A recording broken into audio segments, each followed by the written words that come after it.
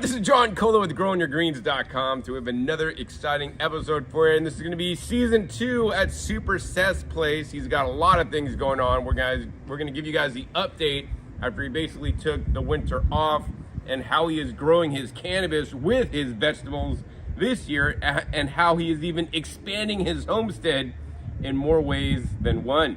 So I think first, let's go ahead and give you guys a little tour of what's going on here, what's new, what's changed, and what's different. All right, so now we're gonna show you guys what Seth is growing in his 3 different raised beds that are nice and elevated. In this bed, he had a cover crop, and you can see some of it's still kind of left over.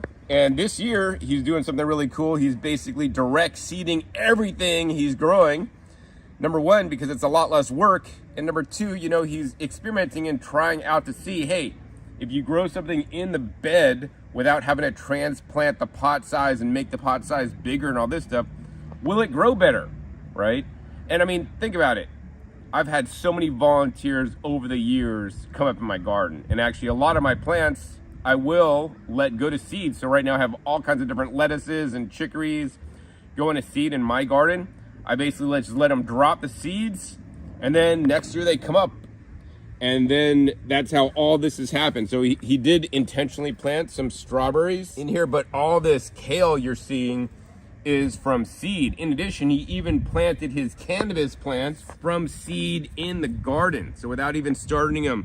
So I mean, there's, once again, pros and cons of this, you know. So this, he is starting maybe a little bit later because he could have got it started earlier and then planted it out, but he put these seeds in place, and then now it's just growing as it would. So we'll see if he has a long enough season, you know, just direct seeding, which I think is really cool.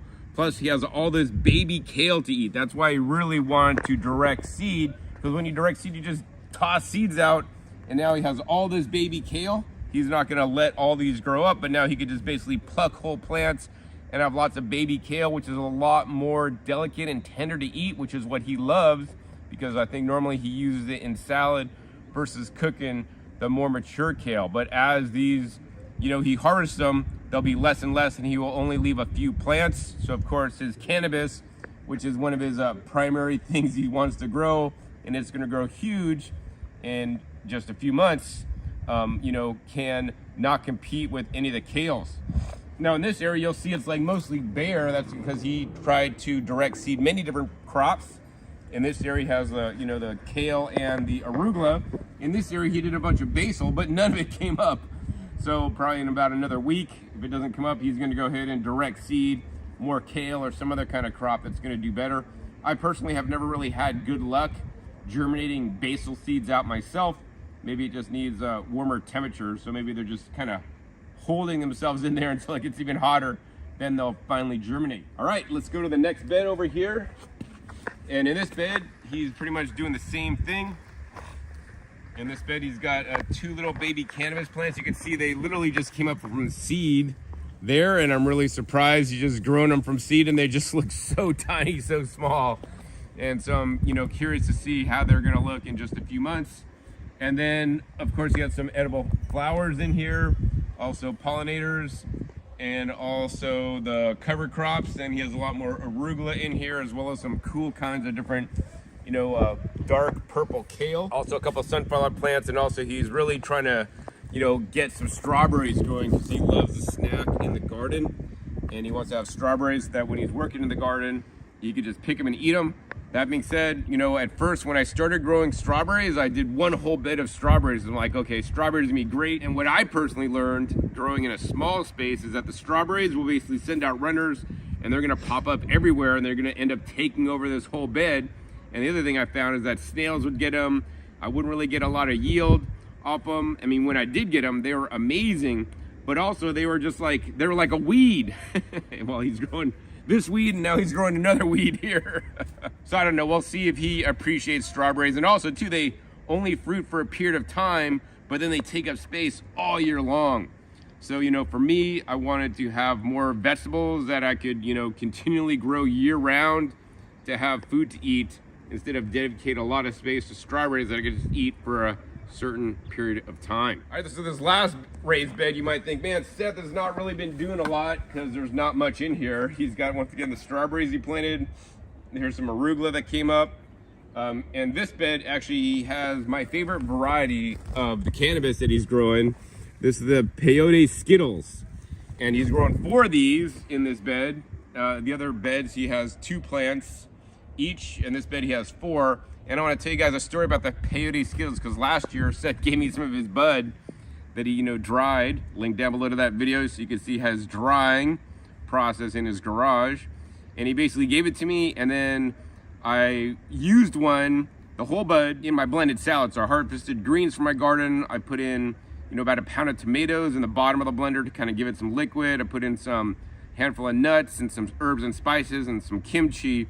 Blended it up with the cannabis bud. I didn't even taste it when I drank it. But then a couple hours later, I felt kind of like buzzed, like I had some intoxication effects, but not even that much. I mostly felt like I had the munchies, but I felt a little bit high from it. My goal and intention was not to get high, because this is a pretty good variety that has higher CBD levels, and I'm glad that it was higher CBD strain, because if it was a high THC strain, I would have been totally messed up. And I personally don't like the intoxicated feeling, but actually the peyote Skittles, it was like just the right amount.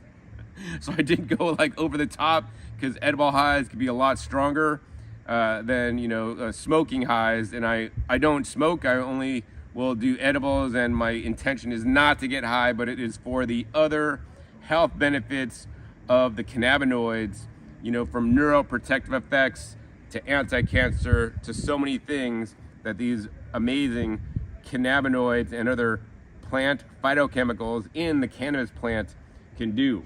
So yeah, the other thing in his bed he has a lot of, which is basically grown from volunteer, are the wild chicory, which he originally bought as dandelions, but he loves these guys as well. He just chopped these up, add them as salads. I always encourage you guys to harvest the baby leaves. The baby leaves are the kind of most mild and tender to eat. Of course, I also will steam them up, the larger leaves on the outside. And the cool thing, he's growing so much he can't even eat it all. And now he has some new creatures that he brought in that are actually going to eat his excess chicory when he wants to keep these trimmed down. And then he trims them down, the outer leaves. And then he says like, man, they grow so fast because they'll just grow right back. So I encourage you guys to actually have a section of the chicory or dandelions. This actually happens to be the red stemmed, which is actually what I'm growing. And I actually let them go to flower and save the seeds. Super nutritious, good for liver detoxification. And it literally grows as a weed. Well, he's growing 2 weeds in here. He's got the dandelion weed and he's got the real weed. All right. Which one would you rather grow? Link down below. All right, so anyways, let's go ahead and show you guys his new creatures on the homestead that he feeds his dandelions to. All right, so Seth got some chickens on the homestead. Here's 3 of them here, and we'll throw some dandelion leaves in there.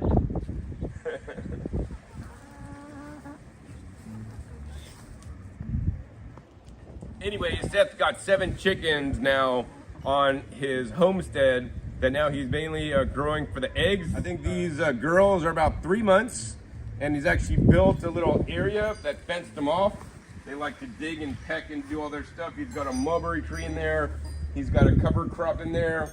I had to consult with him. I guess he got a new peach tree that has peach leaf curl, which I hate, so don't grow peaches. Grow some other kind of stone fruit. Of course, he got this giant loquat tree that are ripening up, and check this out. This is really cool, right?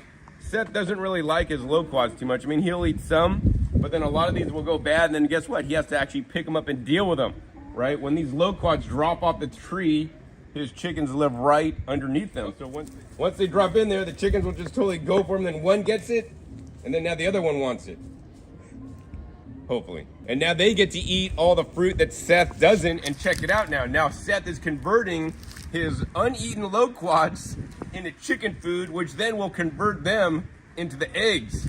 So Seth got kind of handy, and he built a little coop for them. This is the little inside coop that's protected. He has a really cool door here. I've never seen this before, but basically this wire goes to a solar panel. And when the sun's out, the door stays open. And when the sun goes down, it closes the door. This way his chickens can stay safe from predators and at first he had to actually move the solar panel so that the door didn't close too early, and it locked him out. This way he's got it adjusted so that all the chickens are inside, then the door closes, and then of course in the morning, the door opens. This way they could stay completely safe. Now of course, because Seth is so busy doing his work and everything else he's doing in life, he set this up with automatic feeders, which is very important. He got this feeder from Amazon. It was definitely not waterproof, so he actually had to go in and seal it. But check it out, we can show you the feed on the inside. And check it out, this is actually all expired food from the local food bank. They get to eat pretty good. They got like some like organic cereal, and they even get like freeze-dried strawberries and berries. And of course, inside here also, he's got it mixed up with just the standard chicken feed. All right, and then he has an automatic watering system. You guys can see the water over there, and he has a water hose going to it that you can see he wrapped around the tree, and then he wraps around and goes over his little structure, and then actually goes to the wall. He also feeds his dogs the water down there too, so he's got dogs and chickens now. All right, so what else is Seth growing? Well, actually, Seth is not growing anything, but his wife is growing something. Got a bun in the oven that's due in pretty soon. How soon? July 9th. July 9th, so that's just a few months away. So Seth's gonna be incredibly busy, and actually that's why one of the reasons why he's direct seeding, not starting things from starts, and he's trying to let the garden kind of go more on autopilot, because he's gonna be having a lot of less sleep and a lot more things to do with an amazing baby on the way. And congratulate him down below. It is a boy. Now the other thing is that Seth actually moved to his big trellises that used to be on his raised beds, because he found that this kind of like was good for his tomatoes to grow up last season. But he found that, like, you know, to get into the middle of these trellises was really hard, because he's like it would kind of block them.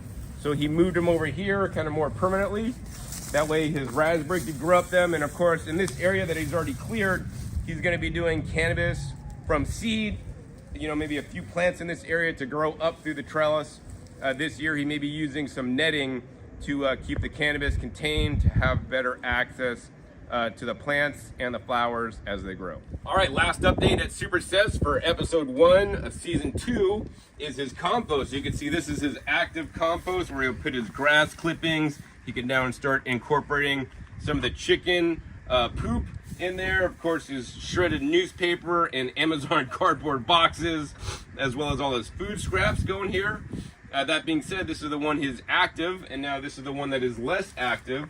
And you're thinking, John, what's up, man? He's growing stuff in his compost. Yeah, so this is like a new technique he's trying. When he started growing this, which is actually cover crop seed, it was up to here. He planted the cover crop seed, and as you know, compost will break down over time. So it's been breaking down, but as it's breaking down, he now is growing a cover crop. And he really didn't water this, because he did this during rainy season when the rained on it, and it actually started growing and germinated on its own, so without any additional input. And so this way he's sending roots into the compost that now could send down exudates that can now encourage more beneficial bacteria growing. In addition, of course, when he wants to terminate the cover crop, he's basically just going to dump more compost or compostable materials on top, and then basically just let this break down and turn to further nutrition for the soil. So I've never seen really this technique done before, but it's kind of cool, you know, as another technique you may want to use that may enhance your compost even better. I think the last part of this episode today is we're gonna go ahead and interview Seth and ask him some questions about his grow this year. So now you have a friend in the cannabis business. It's Super Seth in his black t-shirt. Now you have a friend in the diamond business. Yeah, man. The Shane Company. So Seth, I gotta know first, dude, what's up with your shirt? It's a totally weird shirt. So I make these shirts because I think it's funny, and like in the Bay Area, like if you're from the San Francisco Bay Area and you listen to the radio, now you have a friend in the diamond business, the Shane Company. Then like you just know like every line of this. So I thought it was funny to put it on a shirt, and I sell these shirts. I don't know if anyone wants them. SethShirts.com if you want to grab a shirt. Support them. Yeah. Anyways, and I guess he said that thing went viral and he sold a bunch of them, which is kind of funny to me, because I was like, that's just some random ass shirt. Yeah. Like, and I sold the tagline, and the guy loves it. So hey, it's all That's good. cool. Yeah. All right, man. So anyways, let's get back to gardening today. So Seth, what's up with your garden, man? Like every time I come here, especially in the spring, it looks like, man, Seth could have planted a lot more stuff.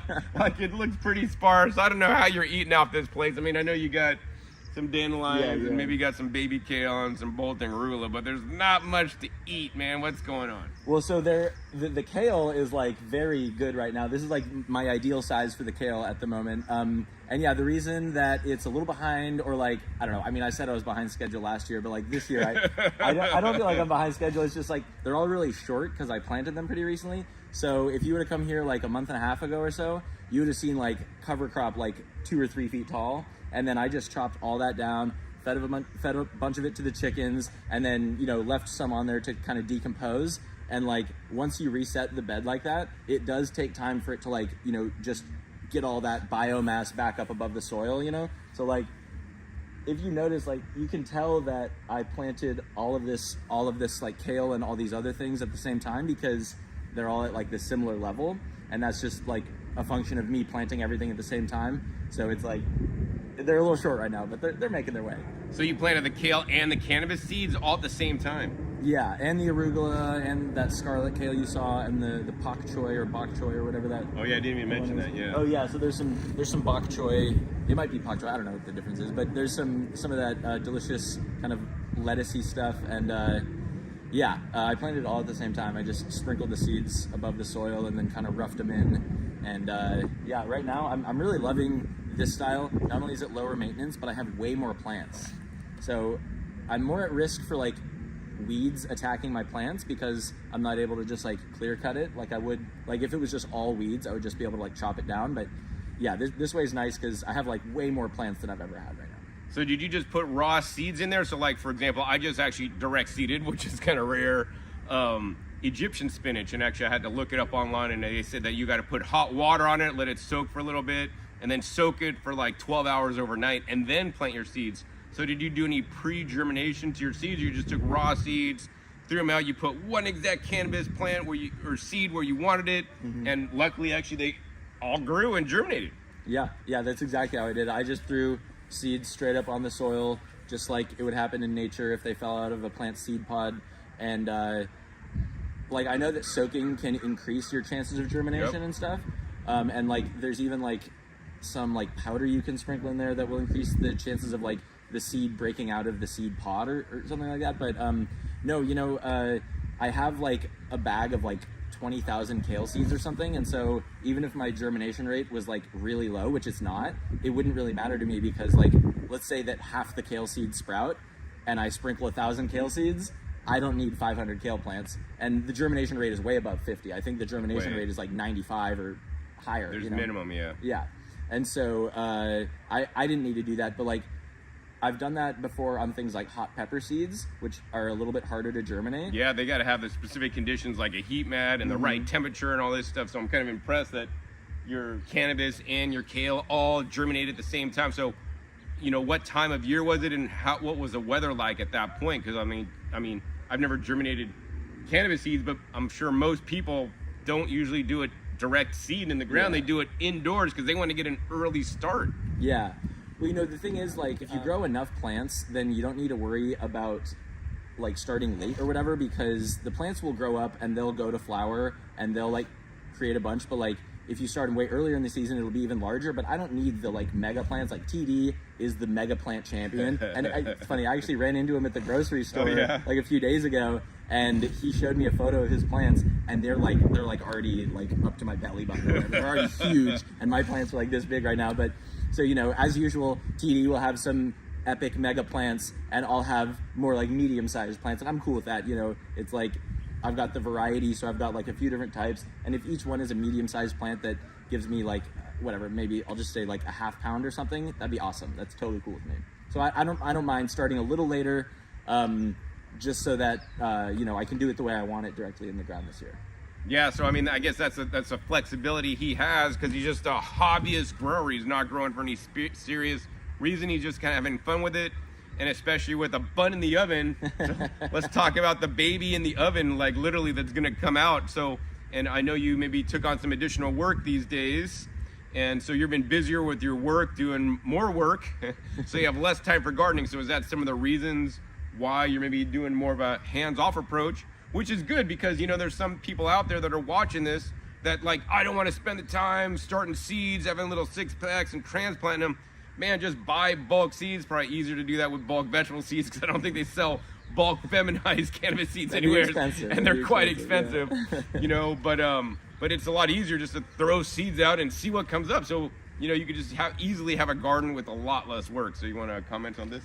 Yeah, I am trying to go like a little lower maintenance this year. So last year I pulled out all the stops. You know, I wanted to show the GYG audience, and I also wanted to just do it for myself, but I wanted to show the audience like, this is how you make the ultimate flowering top dress. And like, I wasn't doing plants in rows, and like, you know, when you have like random plants spaced throughout your garden, it does make it higher maintenance. You know, it's not like you can just go down your row of kale, make sure all the kale is good. It's like you got a kale here and a tomato here, and you got to prune them all separately and stuff. And so this year I'm doing things like in larger sections to make it lower maintenance, and just like kind of streamlining the process all the way across. And I'll still do some amendments and stuff, but my soil's like a little more mature this year, and like I amended it so like epically last year, I think, that like it's probably better to, you know, just like let it chill a little more this year and go like a little lower and slower on the soil this year, because like last year I got it really stoked and really happy, and I'm sure a lot of that nutrients is still cycling through the soil food web right now. Cool. So I mean, since you've been through the whole last year and we kind of filmed it as you were going through it, you didn't necessarily know the results of whatever technique that you did in that same episode. So looking back on last year's grow, once again, links down below to all the videos, what are the 3 techniques that you think work the best that people might want to adopt, that they could take their garden, you know, vegetables or cannabis, to the next level? Yeah, I think you asked me for 3. I'm going to just give 2 because these are my 2 faves. Compost tea, like when it's brewed right and you just get the timing right, you can just see it like night and day. Like your plants look, or like I should just say my plants look pretty good, and then I come through with compost tea, and then like the next day they're like a few shades darker green, the leaves are praying, and they're just really happy. And like you're also putting that aerated water in there, which I think the plants really like.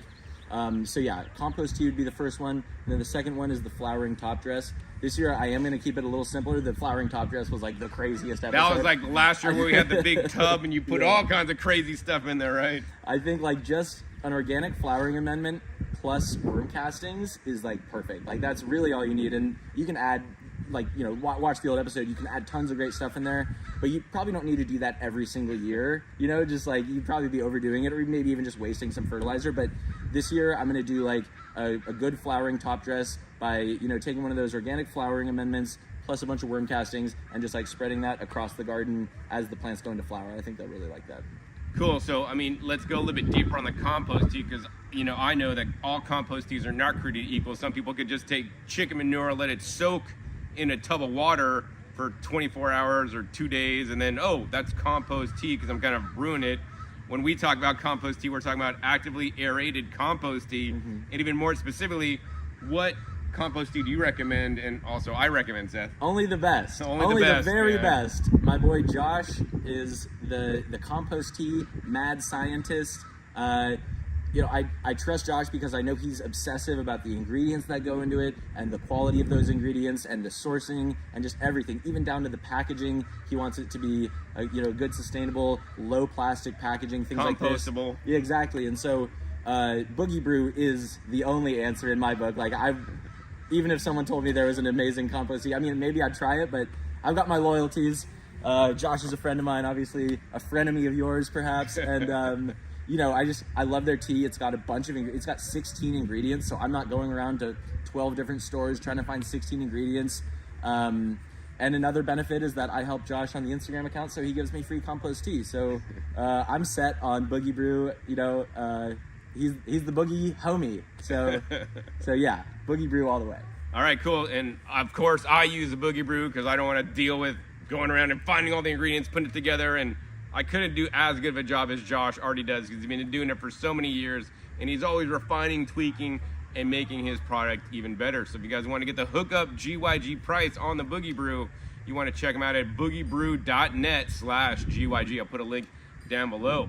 All right, Seth, so let's talk about the chickens, actually. Let's do so, it. like, the chickens are brand new. I really like the setup. You bought some kind of, like, metal shed from Amazon so they could kind of go in there at night. And then you have, like, the enclosed, you know, area where if the rain comes, they could kind of stay out in the air but also be protected. And then we see them just kind of, like dusting themselves and digging holes in the dirt and going through, and they got a nice little area. So, man, why did you decide to get chickens? And is this before or after you knew you had a baby on the way? Yes, I knew I had a baby on the way when I got the chickens, and I think I'm going to be busy. I'll just say that from the start. If I got a baby and I got a couple dogs and I got a garden I care about and I got chickens I care about, I got a wife and whatever, so I'm going to be busy. So the reason like I got chickens is because when you buy pastured eggs at the store, you know, you don't really know where they come from. And like, I know that pastured eggs are great. You know, it's so much better than caged chickens. It's just so sad to think about a chicken just sitting in a cage, just, you know, for its whole life. And so I wanted to like give chickens a good life and make my own eggs and see how, you know, how I can ramp up the quality of the eggs. Things like feeding them supplements, feeding them black soldier fly larvae, even the French marigolds. Apparently, when you feed chickens marigolds, it makes the yolk darker. And Yeah, so, it adds more beta carotene in there. Yeah. So I want to make like really delicious, healthy eggs, give them to my neighbors, give them to my family, cook them here. Maybe I'll start like a quiche company or something like that, make like egg pies for the neighborhood or something. So yeah, I mean, the chickens, it's a hobby, but it's also a source of food. And then, like you were talking about earlier, it's part of the nutrient cycling system that I have going on back here. So if I get a bunch of scraps from my garden, I could compost those, and that, you know, that would take a number of months, or I can feed them to the chickens, and within a few hours, it's coming out their back end, and I can use that poop directly in the garden if I want like a hot shot of nitrogen. So yeah, you know, the chickens are kind of like all around. Also, like, once I get their eggs, I'll have those shells, and I like to grind those shells up and feed them as a direct calcium supplement. So like, it's nice for me to know where all of these things are coming from. Some people buy chicken manure, some people buy eggshells, some people buy eggs, whatever. I've got it all now, so I can just, you know, bring all that into my garden like directly from them, which I think is really cool. Yeah, and I encourage you guys to know the source. Like, I do not encourage you guys at all to buy eggs from the store. I mean, at least go to your local farmer's market, right? Because you just don't know what you're getting. I mean, a lot of eggs from the store say cage-free, but then what? They have a little small pen. They're just in some big, you know, house thing that they can't move out of. They're totally crammed together, packed together. There's so much BS in the industry, and they're just, in my opinion, mistreating the chickens because they just see the chickens as cash cows and not living creatures. You know, a movie I really like to encourage you guys to watch is called Earthlings. You know, that we're not the only Earthlings on the planet. I mean, chickens, animals, bugs, creatures, plants, we are all inhabiting the earth, and we should respect our fellow creatures. And by all means, if you guys want to eat eggs, right, don't let people enslave chickens so that you could buy eggs, right? Do like Seth is. Get your own coop, you know, spend your time, your money to build a structure so that you can keep your chickens safe. Like, he has that really cool solar system that closes the door, opens the door, right? You could feed them the feed exactly what you want. Feed them the marigolds. You could have higher quality eggs than industry could provide. Because here's the thing, industry is not trying to make high quality eggs for you. They can give a shit less. They're trying to take the money from you, and at the same time, they're enslaving animals to do it. So I always encourage you guys want to eat meat, grow your own animals and harvest them to eat your own meat. This is a much more sustainable way, also a way that you're going to prevent toxins from coming into your body. What, you know, Seth is never going to give his chickens antibiotics or GMO, you know, grain or corn and all these things that then he ends up eating the eggs, which you're getting secondhand. And I mean, the cool thing about chickens is that they are bioaccumulators, right? They eat the grass, they eat the scraps he's putting in there, they eat the loquats that drops down, they eat the feed, and then they basically concentrate those nutrients into their eggs, right? That's how they concentrate all the calcium into the shell, because they got all the calcium, and now they concentrate and put in the eggs. That makes the shell that then now he could grind up. So now he even knows his source of calcium. So I strongly encourage you guys, if you guys want to eat eggs, even eat animals, to do it yourself. It's always gonna be much higher quality. And of course, you know, Seth is gonna take care of his chickens just as he does his dogs. They are his pets. Yeah. They are just not something that he's trying to make money off of. Yeah. Like he's putting his love into them and actually caring for them because they're literally part of his family now, Yeah. along with the new baby that will also be part of his family. Plus, also his baby will get to see living in this homestead, the chickens, see all the plants growing, get to know the dogs, and give his child a better view of how nature works without having think, oh, eggs come from the supermarket. No, eggs come from our chickens that now we have a chicken box that we could harvest the eggs from or whatever. So, like what you were just talking about, like if you want to get jaded about big industry, look up what cage-free actually means. It is so weird and sad so that you could up. call it cage-free, because what cage-free means is that they just have access to the outdoors. And so like you could put like a tiny little window, and as long as they like have access to an outdoor area, doesn't matter the size, doesn't matter how often they have access to it, just that they like have access to one outdoor area, that means it's a cage-free egg. And so it's like, so these chickens basically never spend any time outside, but they're called cage-free. The whole thing just doesn't make any sense. So look up the different naming things on like what means what. I think pasture-raised eggs are the highest quality that you can buy in the store, but like at the same time, it's never going to be better than the home style stuff. And the other thing that you're saying that I appreciate is like I love these chickens. They're like part of the family, and like I'm getting to know their different personalities and stuff, and they're like so cool and so fun and so entertaining. It like brings me closer to my food, brings me closer to my nutrition, and like just increases the amount of awesome stuff happening back here. So I'm stoked on these chickens. Yeah, I mean, once again, I'm really against large industries that basically profit off other creatures on the planet and then make up their own rules and naming things just so people think, oh, it's cage-free, it's good. I mean, there's so much scamming going in, and it's just all for money at the expense of other amazing creatures on the planet when you could be literally doing it yourself. All right, Seth, next question for you is, tell me more about the compost with the cover crop on top. I've never seen that before in my life. So why'd you do that? Why does it make sense to you? And what's up? Well, so I had a bunch of extra cover crop seed, of course. That helped. And what cover crop seed do you use, actually, for everybody that wants to know, like, what brand, so if they want to do this too? This is a 4-way blend of wheatgrass, crimson clover, hairy vetch, or maybe just normal vetch. I don't know if it's hairy vetch or normal vetch. And then one other thing, I don't even know, maybe turnip or something. I forget exactly what it was. But Daikon is usually. Exactly, yeah, daikon radish. I think it was those 4, but any cover crop blend would do. It's like, it's not even specific. It's like to the compost. The reason I did it is because I wanted more root exudates going down into the soil, and also it was just like exposed soil. Even though it's not fully matured compost yet, it's still finishing in there. And so you'll notice there's like some yellowing there because I don't think that the soil's like perfect just yet. It's just like, you kind of may as well. You have the space, or I have the space, and then it's kind of in the sun there, so it just works. And like, I feel like if I've got the area and I can grow more plants and I can incorporate those plants, like the weird thing is I would just grow cover crop and then cut it and then put it on the compost. I may as well just have it there, just chop it down, and then it's already on the compost, so it's kind of like a 2 birds, 1 stone situation.